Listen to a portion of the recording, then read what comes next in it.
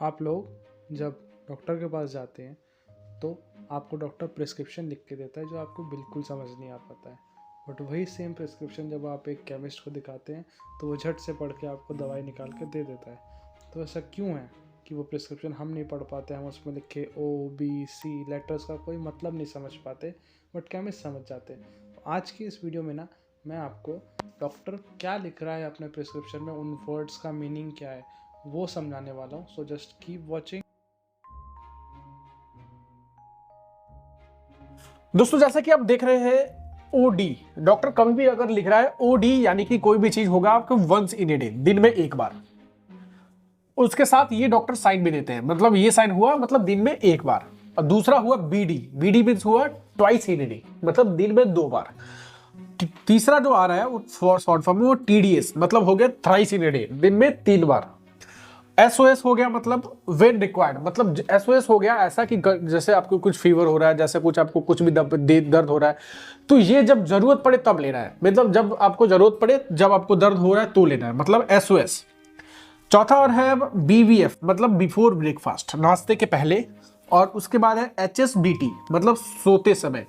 ये HS या लिख सकते हैं या फिर BT लिख सकते हैं, इसका मतलब हो गया सोते समय। और अगर डॉक्टर लिख रहे हैं STAT मतलब स्टैट लिख रहे हैं, STAT मतलब वो दवाई आपको अभी भी लेना है, तुरंत उसी टाइम लेना है। और अगला है QD मतलब हर रोज, डेली। उसके बाद आ रहा है QID मतलब हो रहा है दिन में 4 बार, दिन में 4 बार लेने होते हैं। और उसके बाद फिर हो गया QOD मतलब हो गया अल्टरनेट डे का मतलब हो गया अगर वो दवाई आज ले रहे हैं तो कल छोड़ के फिर परसों, फिर अगर हम परसों ले रहे हैं तो उसके बाद अगला दिन छोड़ के फिर उसके अगले दिन, मतलब एक दिन छोड़ के। और उसके बाद अगर डॉक्टर कभी लिख रहा है आपको QH मतलब हो गया एवरी आवर, एक घंटे में लेना है। अगर डॉक्टर लिख रहा है QAM मतलब हर सुबह, एवरी मॉर्निंग। और अगर उसी पे डॉक्टर लिख रहा है QPM मतलब हर शाम, मतलब हर शाम को ये चीज आपको लेना है। आगे है जैसे अगर डॉक्टर कभी INJ लिख रहा है मतलब उसका होगा कि इंजेक्शन। और वैसे ही अगर CAP और डॉट लिख रहा है तो उसका मतलब हो गया आपको कैप्सूल। और TAB अगर लिखा हुआ कभी आपको मिल रहा है तो मतलब हो गया टैबलेट। उसी तरह अगर SUSP लिखा है तो यानी कि हो गया सस्पेंशन। और SYP हो गया मतलब सिरप। और GTT अगर लिखा मिल रहा है कभी भी आपको तो वो हो गया ड्रॉप। अगर कोई भी कभी डॉक्टर ड्रॉप के लिए लिख रहा है तो GTT लिखेगा। ऐसे ही अगर ये सब सारे जैसे हमने आपको बताया ना वैसा होता है। अब जैसे देखिए कभी कभी डॉक्टर लिखता है IM मतलब हो गया कोई भी इंजेक्शन हुआ तो इंट्रामस्कुलर, मतलब जो मांस पे लेता जाता है उसको बोलेंगे हम लोग IM। और ऐसे ही कभी IV अगर लिख रहा है तो मतलब इंट्रावेनस जो कि नस में इंजेक्शन लिया जाता है उसके लिए लिखा जाता है। और अगर डॉक्टर कभी लिख रहा है PC मतलब हो गया खाने के बाद अगर कोई भी दवाई अगर लिख रहा है डॉक्टर तो PC लिख देगा।